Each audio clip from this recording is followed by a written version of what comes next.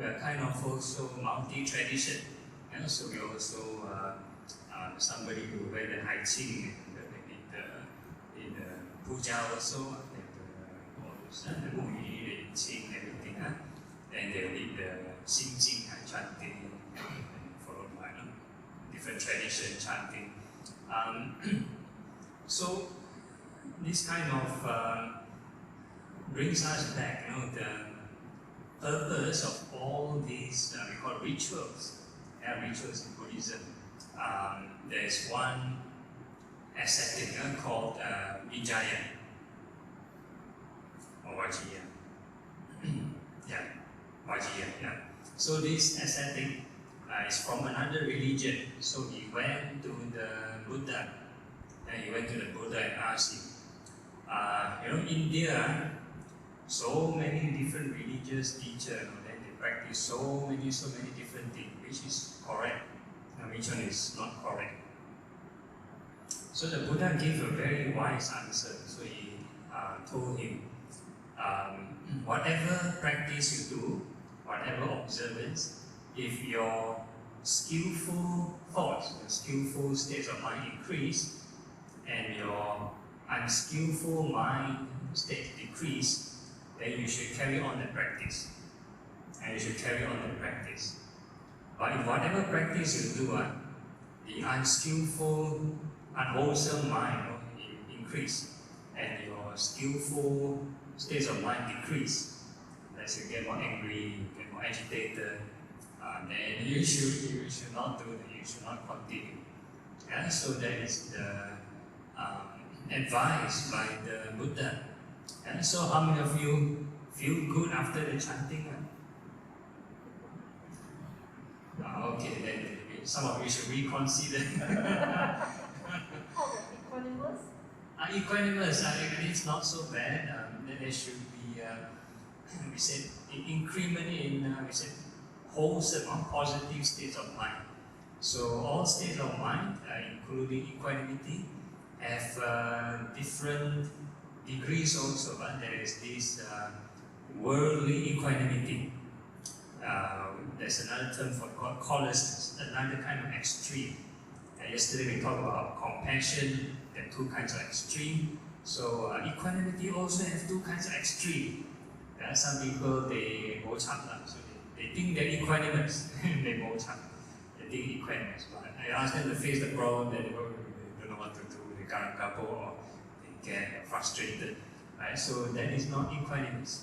Equanimous means when you face the situation, your mind still can be at peace. So that is equanimity.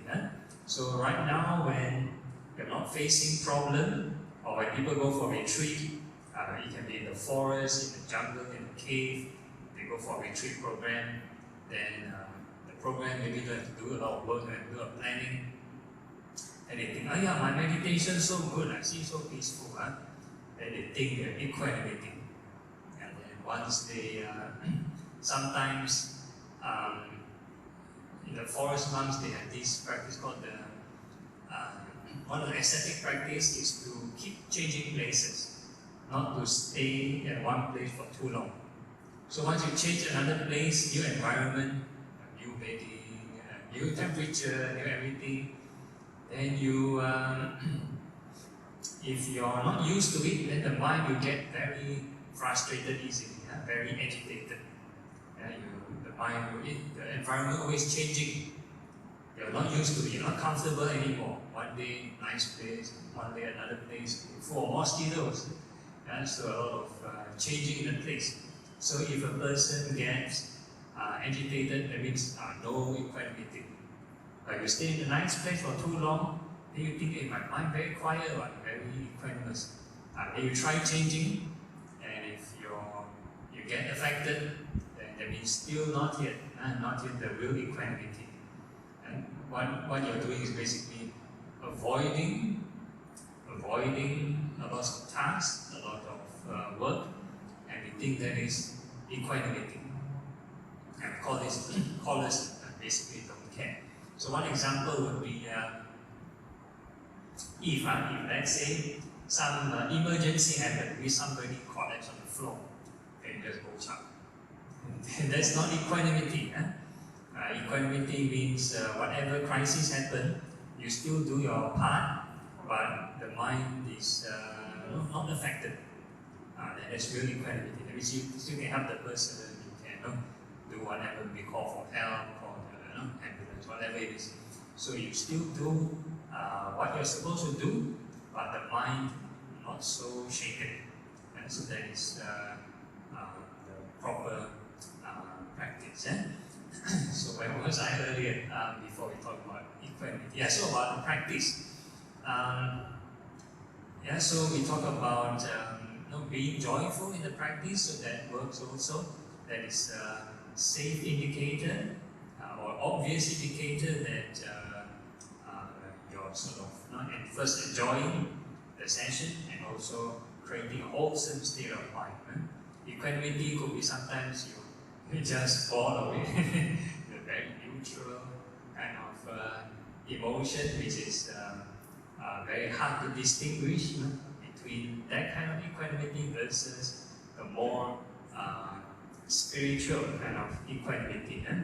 Unless you already experience the spiritual one, then you're able to differentiate how is the worldly kind of equanimity, it's the boring kind, very different.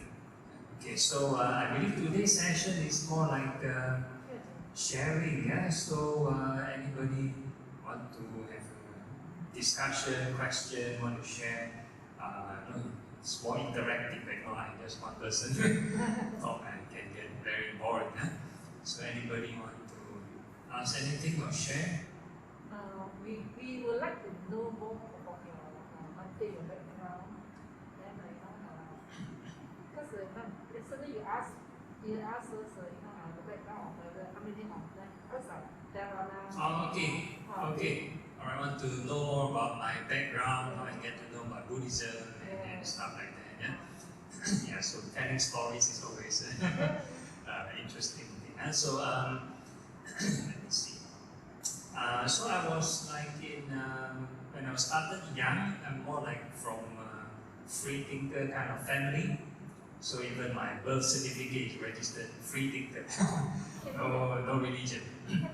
Yeah, Singapore. So we have the state option, what religion, so it's free thinker. So only after I become a monk, then we are supposed to renew our NRIC. So all the way I was free thinker, even when I was secondary school, we have to do this our identity card. At that time I was still free thinker. So only when I was like in my 30s, then Singapore government said you need to renew your identity card because sometimes your face changes, so people cannot recognize you. So at a certain age you must renew your identity card again. So at that point of time I look at my religion, how come still free thinker? I'm a monk, free thinker. So I started off from by change. Now my identity card is stated Buddhist. So starting off, my family was free thinker, and they sent me to this Christian nursery and kindergarten. Basically, it's a kindergarten, so they gave me this illustrated Bible. So that time I have this domestic helper. The maid is Filipino, so naturally Catholic. So very happy to read with me the Bible, illustrated Bible. So when I was in primary school, last time the school system, they have this you have to bring your own storybook and maybe read for half an hour. And the teacher will just leave you and read your own book, and they just walk around and just see whether you're doing your reading. That's all. So we have this kind of session. I don't know how many times a week or what. So they have this reading kind of period. So last time, I don't have a storybook, so that's the interesting part, no storybook. So my dad was starting to get interested in religion. So my mom is the kind that goes to any temple just like so she went to the Guan Yin temple, pray. Then my dad is more interested, why are you praying? So you go to those free distribution bookshelf. Every time my mom brings in the different time, we just go to the free distribution bookshelf to take those Buddhist books, Dhamma books. So end up his own shelf at home full of Dhamma books, like a mini library. So that time when I was in primary school, no storybooks, no how to carry on the session. So I have to go to his bookshelf and borrow the Dhamma books. So it started from there. So the rest of my classmates were reading normal children books. One reading is Enid Blyton, Roald Dahl, and I'm reading this book by Venerable Dr. K. Sri Ramananda. And I was like, okay, I have no idea what I'm reading, but never mind, everybody's just reading, so I just spent half an hour like that. So initially it was just like simple story, life story of the Buddha and stuff like that. So some very innocent thought came to my mind, very naive kind of thought, thinking that like being a monk, like very good, maybe next time can become a monk. So maybe planted the seed from there. So my family's reaction. So last time at home, we had this like a family kind of watching TV together, family bonding thing. So last time the Chinese channel had the CUG, Journey to the West, Monkey God and everything. So they had this show. So it's nothing to do with the show, but my mom just happened to ask me a question. Next time when you grow up, what you want to become? What kind of job you want to take up? It's just like a casual conversation. So just time the CUG is there, and then the monk, Tan San Zhang is there, and I was pointing, next time become the monk lah. And immediately my mom was like, no, cannot become a monk. Become a monk is no way. So she was so paranoid until the following week she even asked her siblings, her mother, my relatives, come down and persuade me not to become a monk. Become a monk no good lah, have to take vegetarian, cannot get married, cannot spend money and play, entertainment things. So see all this kind of thing and dissuade me from becoming a monk. I was like, I thought monks could do all this, right? But okay, to appease them, give them a standard answer, make them happy. Next time when I grow up, I become a policeman or become a soldier, something to make them happy. And okay, then they won't pester me about this anymore. So that's why after become a monk, normally the monks have this coffee table joke amongst us, Singaporean, Malaysian monks especially. We have this joke. If a Buddhist family were to go to a Buddhist function, Buddhist event, and they hear that some other family member's child become a monastic, they'll say, oh, son, lots of merit, immeasurable merit. Then when they turn around and ask them, your child want to become a monastic? You want your child to be monastic? 不行 他们要传宗接代 they have to pass down the family name, family tradition. So that is the issue. Yeah, there's not much support in non-Buddhist countries, like Singapore, Malaysia, but in Thailand, maybe Buddhist countries like Thailand, Sri Lanka, Myanmar, a lot of them are a bit like maybe the family social support kind of system. The parents can send a child, they can have free education, free food, whatever, stay in the temple, and vice versa. After the child becomes a monk, has really become a fully ordained monk, they can even bring their parents to stay in the monastery to sort of take care of the parents. So it's an incentive for them to remain as a monk. And so they have this kind of system, structure in place. Of course, there's pros and cons, but there is a kind of support system, there's a culture. So parents love to send their child to become these monastics. In fact, in Thailand, they came up with interesting programs for children or young adults to become these short-term monkhood. They teach those junior monks how to take care of the senior monks. how to wash their feet, how to wash the clothes of the monks, take care of them, clean their room and stuff like that. So things which they normally don't do to their parents. Teach them to do this to see their mom. So afterwards, when they disrobe, they go back to the family. The parents are treated like kings and queens. And the child will do this to the parents. Then the parents, wow, they're so shocked. They like it. And so they want the child to become short-term monastic. Anyway, short-term, so it's like a temporary loan to the monastery. So they want the child to go through this program. They want it so much until in the city areas, they even like, I won't say force, I remember asking one of the short-term, this monk, is fresh grad from university, fresh grad. So I was asking, how come you join this monk group? So normally those city kids, they have other kind of incentive. They'll say, oh, my parents will promise me to give me a new car after they become a monk.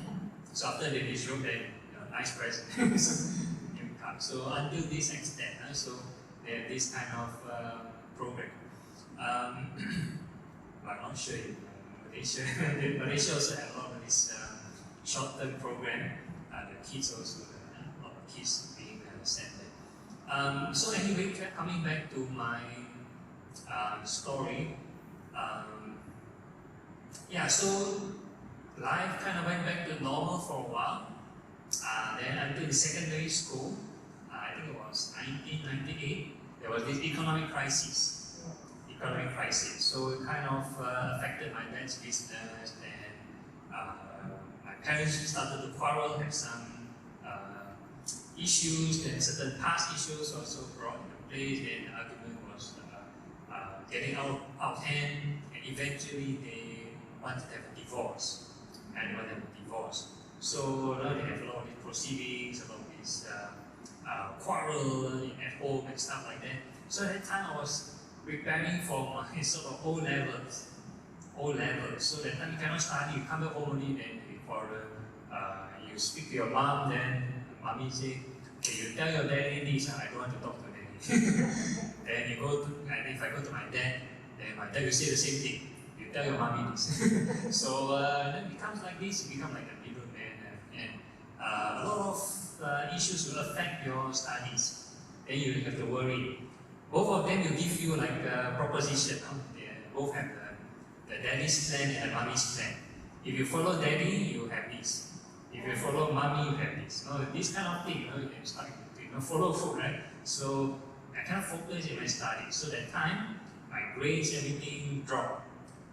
In my early secondary school days, I was in a way like a top student, not in a good school, but it's a like normal neighborhood school, but managed to get top student. So I was like enjoying life in a way. I thought top student, and all my friends, we can go to the arcade, at the time. Not very hardworking student, just can fool around, so you can get top student and still fool around.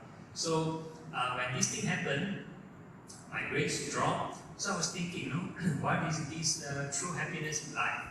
Because it affected me very badly. My grades dropped to like below average, from top student to below average. So it kind of like shake me. Then I was thinking, what is happiness? Is it performance? Is it in Singapore we have this last time this thing called the 5 C's. 5 C's to happiness. The society's propaganda. You heard of these 5 C's before? You need to have cash, credit card, condo, country club, and something else. So you need 5 C's, right? So these things, when the economic crisis happened, my dad's business affected, almost want to get broke, money, no land. Then family, we also want to break up already. Then it's like, well, what is this true happiness? So somehow, this question led me back to the Dhamma again. And all the years of reading this Dhamma book throughout the school, the reading session, then come back to the Dhamma again. So my dad also became more spiritual. He took refuge in the Tibetan Buddhist tradition. He took refuge. So he also pulled me along and come together. So attended the classes, and he also asked me to join. Then I also took refuge there and attended some of the class. And that time, those centers and the lamas cannot speak good English, so they need translator. So that time we were very impatient. So my dad is the one that signed me up for this Sri Lankan meditation course. So that time the course was actually taught by a lay person, so not taught by a monk. So I attended the course. Okay, then it's still quite digestible, quite user friendly. So I was okay. So I joined the session flow from basic meditation, then it evolved to basic Buddhist classes, and kind of snowballed from there. So after attending a Buddhist class, a Buddhist course, Buddhist class, then I was thinking, oh, when a person explains something and teaches something, it makes more sense, it's clearer. So all the years of reading those free distribution Dhamma books is like nothing, nothing compared to just attending one class. Because every time you read a Dhamma book, it's like you're getting a jigsaw puzzle set from puzzle set A. You get a few pieces and you have it with you. You read another Dhamma book, another free distribution Dhamma book, you get another puzzle set. Puzzle set B, then you get a few pieces. It's like they don't match. They don't match. The more you read them, sometimes the more confused you are. And the more you read, the more confused you are. Some of the books are written by authors, they are authors' opinion. They may not be directly from the scripture. Some of them are from the scripture. So it's like rojak. Yeah, rojak, all mixed and stuff like that. So, but if you attend the course, then the points are all there, somebody to present to you, you can ask questions, you can troubleshoot the problems. Then it's like, oh, it makes clearer sense. It's like, I've been wasting like 10 over years reading those Dhamma books. So I started from these courses, then I went for retreats, and when I was in higher tertiary education, then it's like, okay, I joined this Buddhist club. We have this co-curricular activity. People can join badminton, tennis, whatever it is. So there's an interesting group, religious groups, there's Christianity, Buddhism, whatever. So then you join the Buddhist one. So I joined the Buddhist one, then get more involved. Started running the society here. You have to run programs and stuff like that. So eventually I became interested to become a monk. So becoming a monk, one of the hurdles is to get parental approval. So that time my parents already divorced, so I believe it's quite easy to get the approval. My dad is quite chill, he's already a Buddhist, so I want to become a monk. Okay, become a monk. So the other one would be my mom, my mom's permission. She's still a free thinker until now. She's still a free thinker. So I have to ask her, can I become a monk or not? And she said, no, cannot. So I was trying to persuading for many years. So sometimes I even have to seek advice from other monastics and ask them for sort of their opinion on how to get parental approval, or is it necessary to get the ordination. So I happened to be fortunate enough to meet a few monks for this interview. So one of the interesting answers I get was from actually Ajahn Brahm. Somehow managed to get a slot for this personal Q&A or interview kind of session. So there's a long queue, so one by one have to come in and talk to him. So I managed to speak with him, ask about ordination. So straight away he told me his center full house. They're not ordained there. But so I proceeded on in the next question about parental approval. Asked about, okay, what do you want parent approve? The other don't approve how? So he told me the story of this Venerable Sariputta. You heard of Venerable Sariputta, the wisest disciple of the Buddha. So Venerable Sariputta has another brother. So that time, I think his family only two of them as a children. So Venerable Sariputta had an elder brother, and he has one more younger brother. So the younger brother at the time was staying with the mother, and the father already passed away. So, but the younger brother also wanted to become a monk, like his brother, aspired to become a monk. So, but if you become a monk, then nobody take care of the mother, right? So, so of course the mother will say, no, don't become a monk, don't have the approval. So, his younger brother, Persatuan, went to the Buddha and asked for his opinion, asked for his advice. So, this the Buddha was asking this man, right now, who is the head of your family? Who is the head of your family? If the father passed away, then the next person, the head of the family, should have the say. So in Asian country or Asian culture, usually if the father passed away, then usually the elder son is the head of the family. So the elder son is Venerable Sariputta. So the Buddha said, what is the head of the family's opinion? So you have to ask Venerable Sariputta. Then of course Venerable Sariputta is okay, no, come become a monk. So he got approval, become a monk. And of course the mother was very upset because the mother don't approve. But this part Ajahn Brahm didn't tell me.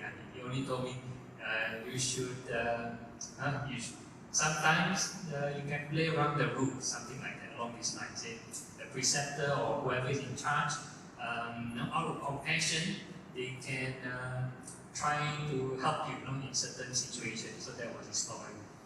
So he didn't tell me about the second part about Venerable Sariputta's mother being angry. So I did my own research and I saw, I read about Venerable Sariputta dying moments. When he was about to pass away, he asked the Buddha for permission to go back to his hometown, to his mother's place. So once he went back to his mother's place, so Venerable Sariputta at that time was about 80 years old, around there. And the mother was still alive, and very active, doing housework and cleaning and everything.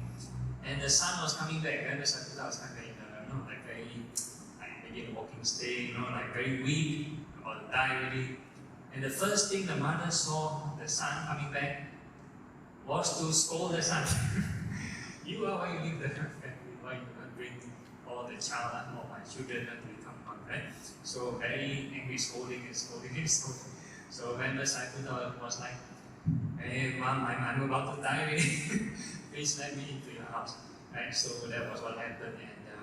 And eventually, of course, there's the good end of the story is that even though the mother wasn't a believer at first, she was in this Brahmanism, the faith. But at the deathbed moment of this Venerable Sariputta, she happened to see. She was outside of the room, but she happened to see, hey, how come this Deva come and pay respect to the son? The Devas that she worshipped and do the offering, they came down and paid respect to the son. Then she was like, oh, something special about the son. Right? So she went and inquired, and of course the son of great compassion explained to her, and she was very interested, then she became a Buddhist, took the 3 refuges and the precept. Right? So that's the happy ending to the story. Then of course she, Venerable Sariputta passed away. So this is the reverse deathbed conversion. Normally deathbed conversion is people try to convert the person dying. This one is the other way around. The person dying convert the one not yet dying. So this is what's happening to Venerable Sariputta's story. So for my case, even though my mother still disagree, I have to wait until my national service. So all the guys in Singapore have to serve 2 years of this national service. Either they allocate them to become a soldier or a policeman, firefighter, whatever it is, right? So 2 years of this time. So I was at the time serving in the army, posted as this combat medic. So at least the skill quite relevant, medical stuff, first aid, stuff like that. So my mom offered to send me to camp, to drive me to my campsite. So okay, so along the way, because I've been persuading her throughout all the years to let me become a monk. So at that time, it was my second year of my national service, finishing very soon. So we brought up the topic again about the monkhood thing, and surprisingly, she said yes, you can go become a monk.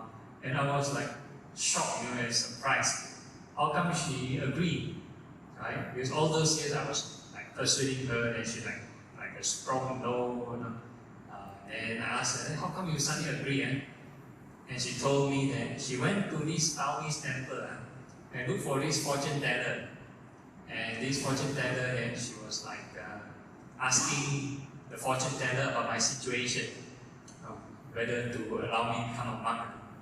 Then the fortune teller told her, yeah, you should let your son become a monk. Then like that she agreed. That was like, this stranger tell you, let me become a monk, then you agree. And I've been persuading you for so many years, you don't agree. So what's the logic, right? So, but anyway, she approved, and I was like, okay, that's a good thing. So after some I would say window shopping to search for which monastery to ordain, initially I wanted to follow this Bante Mahinda from Malaysia, Bante Mahinda. So I followed him to this Alokarama, then he asked me, okay, go to Australia. So I followed him to Australia. I stayed there for a few months. At the time, he was probably like observing me, so he was suggesting, he said, personally, he has no time to train monks. So he offered me to send me to like an institution in Sri Lanka, really like a school, like something like a monastery to train monastics. So at that time, I was still very naive, very innocent. I was thinking, I don't want to train under this academic thing. I just want to learn under meditation master. I learn under this Bante Mahinda. So since he's busy, then no time to train me, then I was like thinking, okay, so if I go back to Singapore, the next any Theravada temple that accept me, then I just went ordain there. So that was my plan. Yeah. So Bante Mahinda was very kind. So he was saying, okay, his doors are still open. Wherever you go, you still can I still can come and look for him. So after becoming a monk, he has this metta round the world thing, metta circle. So yeah, you help out with metta circle in Singapore. So okay, so I help him out. So out of gratitude, out of his opening of this Aloka meditation center for me, right? So, so when I was in Singapore, I have a friend who was volunteering at Palelai Buddhist temple, which is where I'm residing now mostly. So he was saying, okay, hey, come to this Palelai temple. We have some local monks there, Singaporean monks there. So when I was there, then the Singaporean monk directed me to his Santi Forest Monastery in Johor. Initially, when I wanted to ordain, I didn't know about all these different sectarian issues and stuff like that. So only after I ordained, and got so many different schools of this Theravada Buddhism. And interestingly, all the Singaporean monks in Palelai Temple belong to this Dhamma Youth sect of the Thai tradition. So even though Thailand is a Theravada Buddhist country, Theravada Buddhism, but there are two kinds of Theravada Buddhism, two schools of Theravada Buddhism. One is the Mahanikaya sect, and the other one is the Dhamma Youth sect. So majority of the Thai Buddhists actually belong to the Mahanikaya sect. Even Palelai Temple belong to this Mahanikaya sect. But the Singaporeans staying there belong to the Dhamma Youth sect, the other school. So the Dhamma Youth sect is actually the minority school. So the ratio they believe is like 10:1. Every 10 Mahanikaya monk, there's only one Dhamma Youth monk. So that's the ratio. So we were like living in Palelai more like a guest kind of status. But because the Singapore law require any registered society, you want to form a committee and a chairperson and stuff like that, right? So the president, those key appointment holders have to be Singaporean. So the abbot in Palelai Temple is actually a Thai monk. So he cannot hold any position. So he's more like being sent by the Thai religious department to like jaga the place. It's more like their territorial thing. Yeah. So the Thai religious department is still administratively under them. So somebody has to be in charge from their side. So they send a monk over there. But in the Singapore administration, you need to have a Singaporean. So all the while, I think it's a lay person becoming either all the positions have become the president, the secretary, and stuff like that. So only quite recently, after I came back from Thailand, probably end of 2012, the following year, then the committee decided to have Sangha become the president. Yeah, the Sangha. Because I think a lot of places we have these people politics. So a certain committee from the previous batch and another batch, they have loggerheads with each other, so they cannot get along. So they say they want to have a neutral party to be the president. So they invited Ajahn King to become this president. Yeah, so now Ajahn King became the president. At one point of time, I think a number of years ago, I was being arrowed to become the vice president. So I was like vice president for one term, and I think it's not so suitable for monastic to do all the paperwork. So I didn't have a lay person to be running committees better. So for monks, we do the monk thing better. So that was my idea. So after being arrowed to be this vice president, I was thinking, all the accounting thing you want me to sign. Then a lot of things, it's not I want to send the money over, it's somebody want to send the money over, you have to sign. So I use my name to sign. So it's like not so nice. So I decided to stay away from this position and focus more on this Dhamma propagation and stuff like that. So yeah, that's my journey so far. So I do today. Yeah. So I think I got to know Brother Terence. He joined the short-term monkhood program first at Santi Monastery. So afterwards, then I think the COVID happened.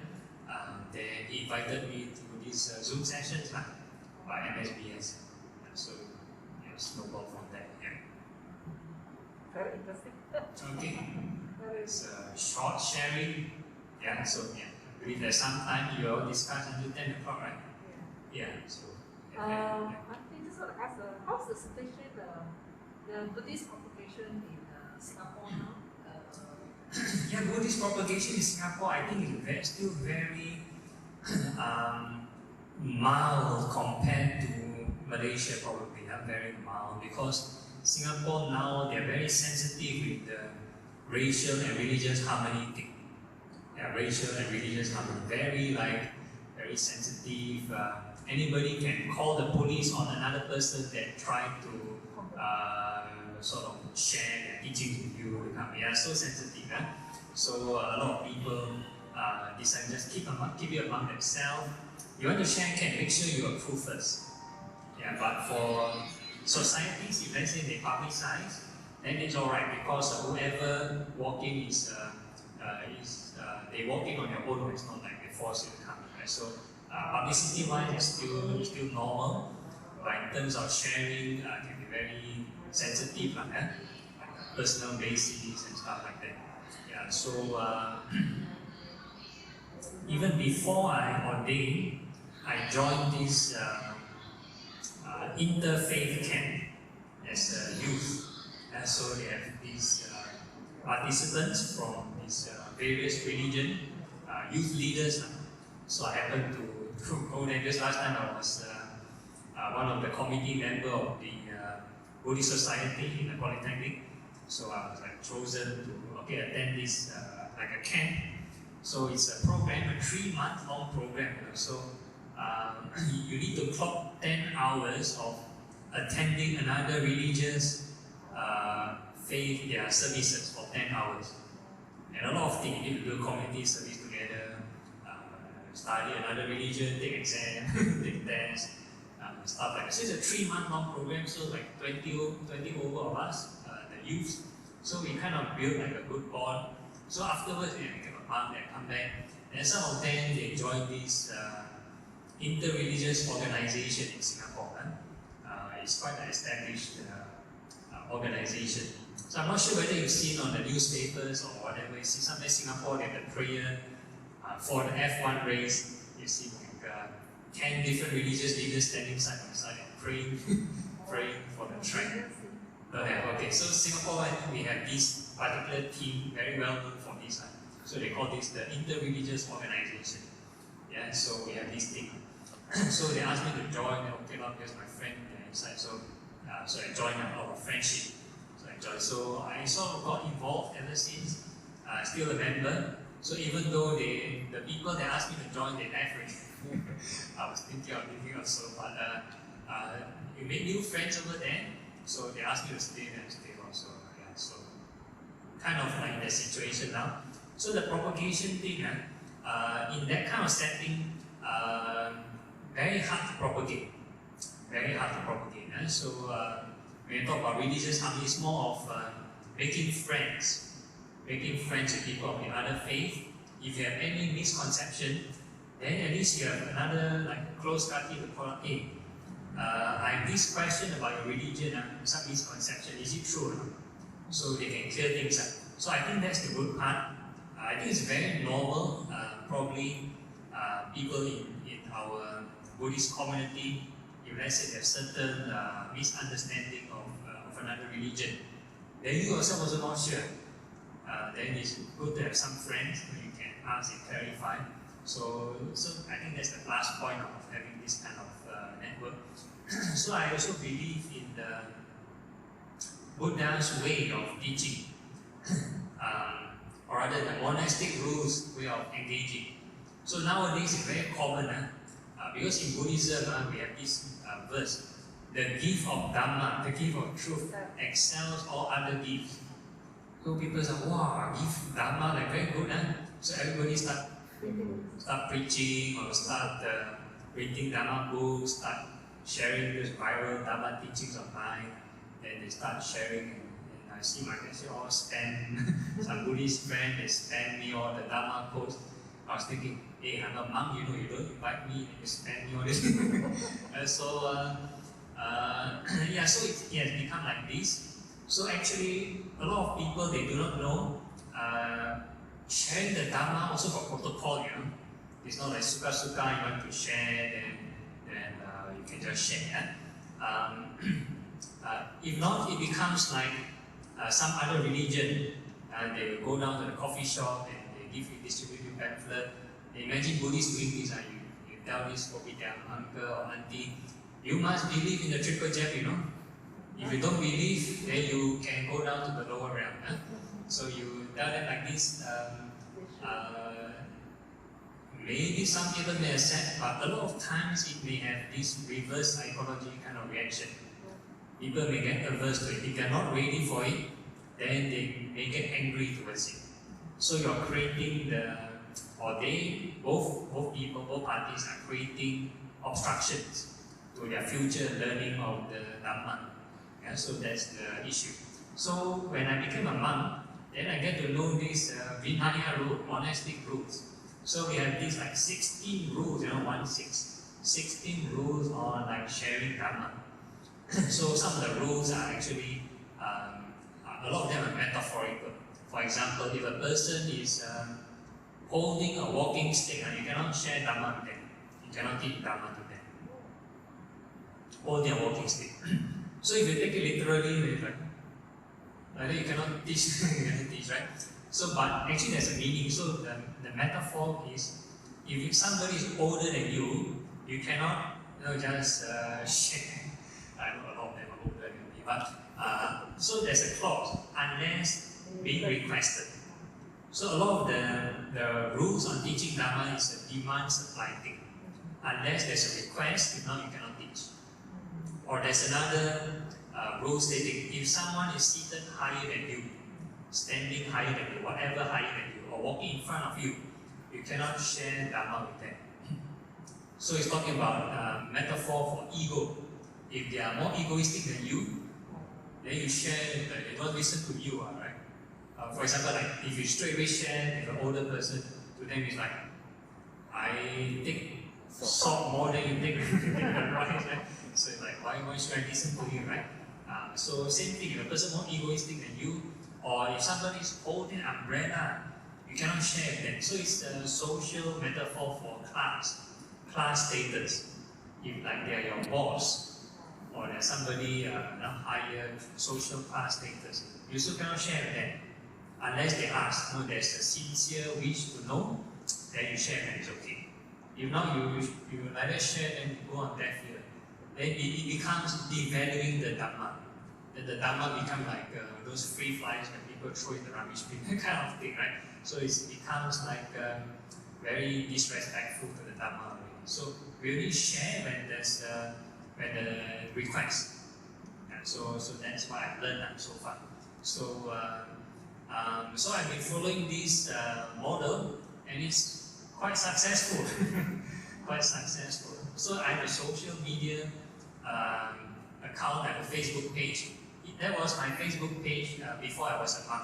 So I was thinking, after becoming a monk, it's a bit heartless to to abandon all my friends from my past, right? So it's more like out of gratitude, I still keep them. So a lot of my friends are friends from my social life, from my secondary school, primary school, my army friends. So most of them maybe not Buddhist even. So I don't even want to share Dhamma things in my Facebook feed. So initially, when I was still a junior monk, even if I want to share, I put the Dhamma code and I put there for Buddhists. A bit like in Malaysia, you put that for non-Muslim, right? So I put that for Buddhists. So at least my friends know this is for Buddhists to read that. So so after some time, when we want to talk about knowing about marketing, the trend of publicity strategy, then I start to maybe not post Buddhist quotes, not to post scripture online. So I post more normal things, but at least related to what I'm researching. So if let's say I'm researching on a sutta on, let's say on human evolution or human lifespan, I won't put a sutta, I just post whatever, and video clip or documentary on human evolution, and I just leave it as that. However you want to interpret, that's a problem. Right? So at least a neutral topic is basically the social feed is about what I'm doing, so I'm researching on this, so I just share. So you want to make it more entertaining, then use ancient aliens. There's a documentary on history channel. So along that line, so it's more of getting people interested.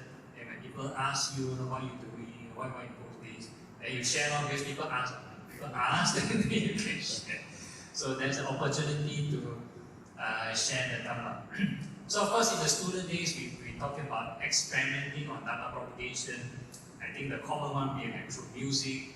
So we have this Buddhist hymns thing which we've been doing, and I also noticed that maybe people nowadays not so interested in music anymore. There are more kinds of hobbies, more kinds of entertainment. I think in terms of music, there's this Mahayana monk that does it very well. I'm not sure you heard of this Ming Hai Fa Shi, the Taiwanese monk. He has this electronic keyboard, the piano, and he sings the sutta using the melody of the modern pop music, like KTV, like that. Yeah, KTV, those pop music, the melody, but the lyrics are the Buddhist scripture. So he's using that platform. Then he's a concert, the crowd is wow, the stadium full of people. So in terms of that kind of propagation, they are already doing it. So for me, so I have to know my direction, right? So I try to stick to meditation. Meditation. Of course, there are monks who are more into academic, more into theory, more into sutta and scripture. So nowadays, there's AI, ChatGPT. So I think for those who are in academic side, they're in danger because nowadays, other religious people have tried it. They say, ask ChatGPT to write a sermon for them. So they just read out the sermon, drafted out by the ChatGPT, and their audience like it. Oh, Round of applause. So basically, the religious leader can go out of business. Yeah, so the only thing, or what's the unique age of religion or spirituality is about practice. On the practice, on meditation, on first-hand experience. So I believe meditation is still the way to go, and still the timeless Dhamma. Because I believe Dhamma is timeless, past, present, or future. You talk about overcoming greed, hatred, and delusion. It's all about the practical aspect. Interesting. Just out of curiosity, when we, because last night my brother Chua introduced you to us as Phra God. Yeah. Okay. What is the name? Because I've never heard of this Phra. Oh, okay. So Phra is a Thai word for venerable. So it's a language and culture thing. So Thailand they use Phra, maybe Chinese use Shifu. So different countries they have different way of calling it. Yeah. So the universal one is venerable. Venerable is universal.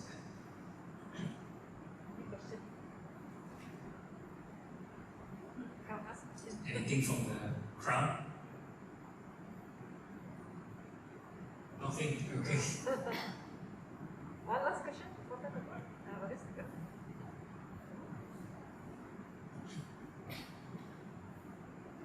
So, Bhante, your Dhamma tours, you come here, then after that you go to Klang after the next stop.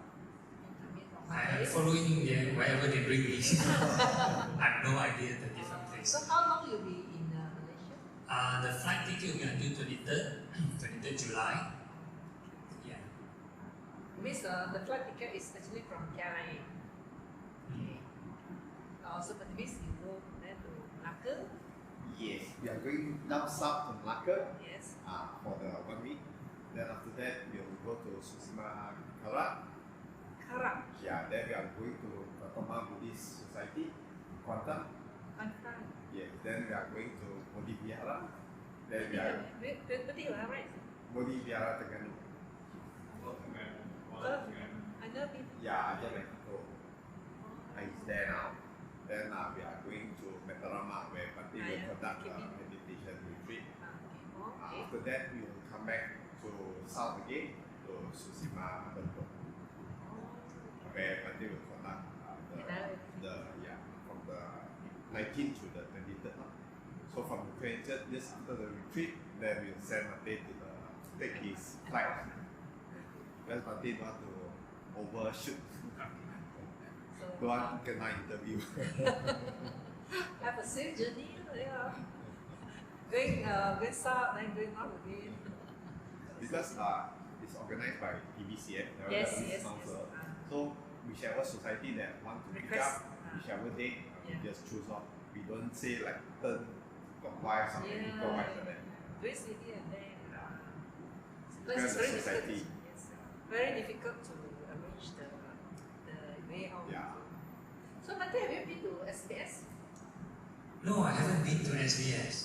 Yeah, so probably if I happen to go there, it might be my first time. But actually, because you are going down south already. Yes. Then you go to Metarama. Yeah. Metarama is KB, is the north. Then you come down again. It's quite a long journey. Yes. I'm very familiar with all these places because I enjoy driving. Oh, okay. Not south east west. I really enjoy it. Temple tour. That's why I say next time we organize we call it Dhamma tour. Okay. And the Santi Forest Monastery. I Yeah. haven't been also. Every year, Katina, you all can organize in the past and go for Katina. I hope that it doesn't clash with like SBS as one and also Neurodam. We'll have because the one side is almost the same. Usually that's why because it's quite far. I'm very curious about the place. A lot of Singaporean food, a lot of them.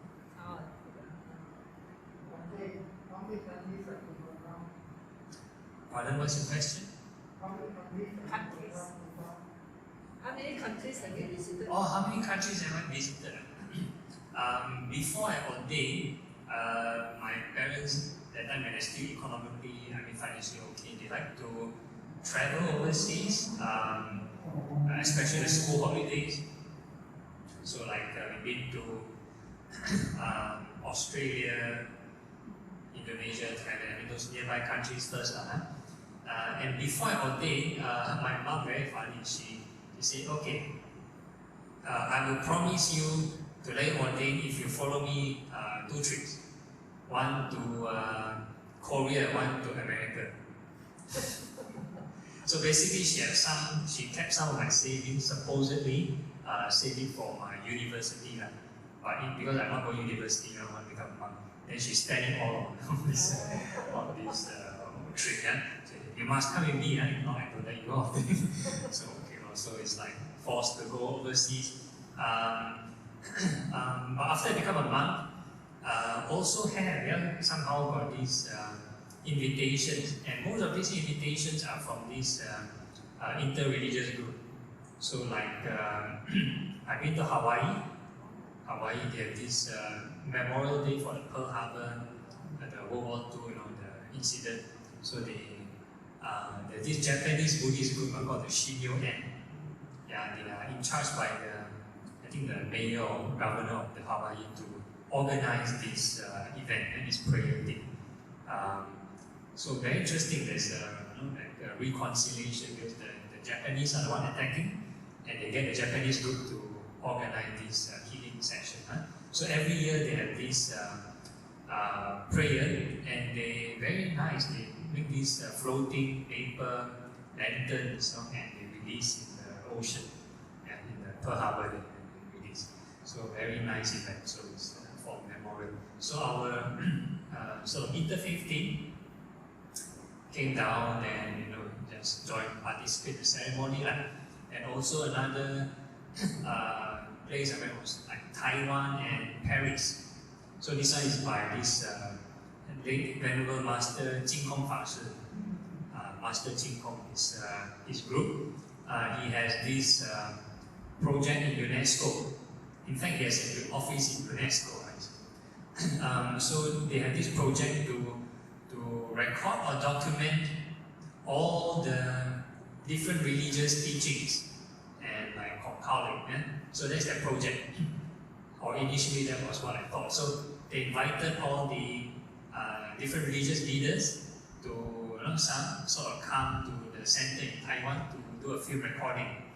Then once they finish, then they invite us to UNESCO to receive the final product and attend some conference or whatever it is.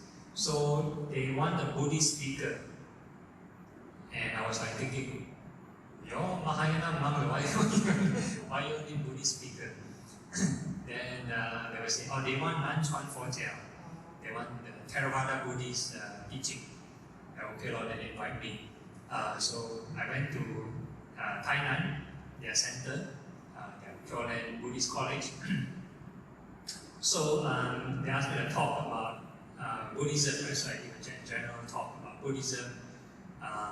So interestingly, what they did was normally they will serve hot thermal flask of water for the speakers. And of course, the speakers cannot finish drinking this large flask. So what they have in that center, uniquely, I think that's the only Buddhist center that has this water crystal laboratory. A scientific laboratory studying water crystals. That means whatever emotion you generate to the water, you affect the crystal structure. So unbeknownst to all the speakers, our water sample being taken to the lab and being documented. So at the end, they came up with a documentary. I think it's on YouTube also. So different religion, the speaker will come up with certain shape in this crystal. So they come to the Buddhist. It's a nice crystal. Okay, hopefully, fortunately, all the every speaker, the crystals are quite good looking, so still okay. So they believe any negative emotion will turn the shape into like very ugly shape, the shape will like destroy or whatever it is. So there are a lot of experiments because they believe water is in every living organism. then the experiment of 2 plants, they put in 2 jars, so one of the plant, they keep on having negative emotion, which scold the plant, and the other plant, in the other jar, always have good thoughts, good words, speak good words to the plant. Then you have different results. They put the same amount of water, same amount of nutrition, same amount of sunlight. Then the one with negative emotion will wither or look ugly. Then the one with the positive emotion will sprout and look very nice, beautiful looking. So they have a lot of these experiments like that. Yeah. So they did this, they presented this to the UNESCO, and it was a very interesting experience. Yeah.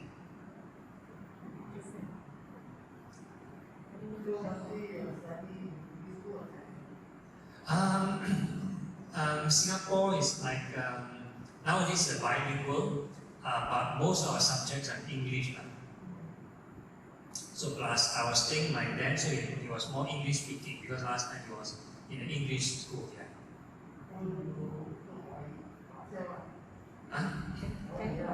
I can understand and speak basic Mandarin. Yeah, understand basic Chinese. Yeah.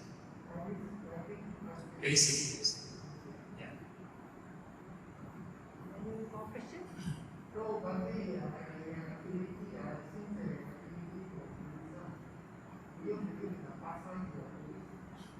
Past life, hard to say. Maybe there's certain connection. Maybe there's a certain vow or whatever. Yeah, being made. So regarding the Chinese language, after I completed my education and my NS, I was doing this sort of window shopping. So one of the first stop was Mahayana Monastery. It's the largest monastery in Singapore. So one of the things that I cannot sort of fulfill the criteria is because they have to do the Zhawan Ke in Mandarin, right?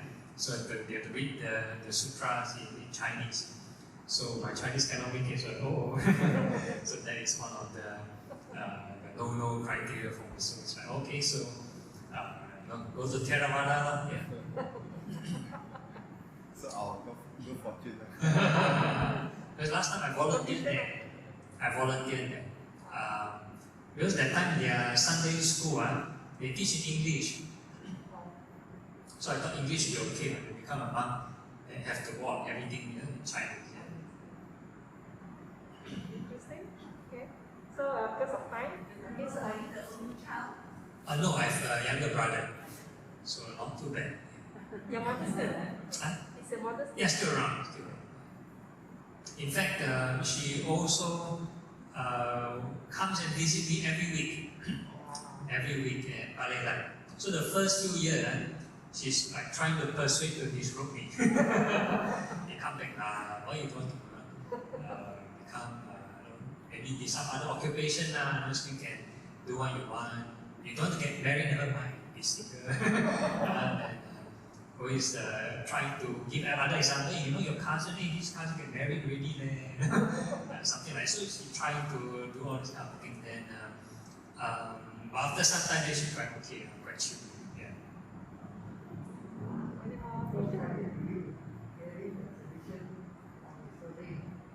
Of what? Family tradition.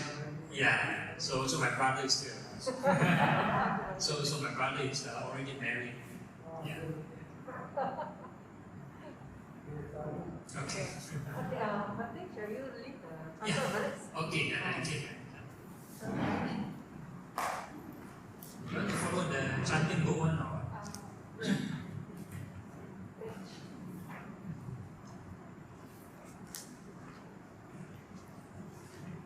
We do actually the page 94.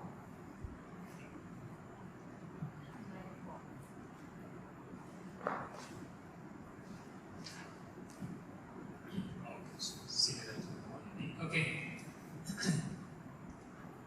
Etavata janavihi sampada punya sampada sali deva sali puta sali ta anumodantu sabha sampati siddhi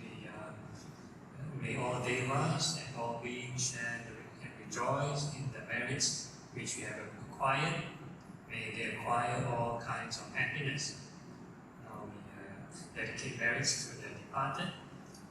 Ida me nyatina hotu sukita hotu nyadayo. Ida me nyatina hotu sukita hotu nyadayo. Ida me nyatina hotu sukita hotu nyadayo. Let this merit accrue to our relatives and may they be happy. Let this merit accrue to our relatives and may they be happy. Let this merit accrue to our relatives and may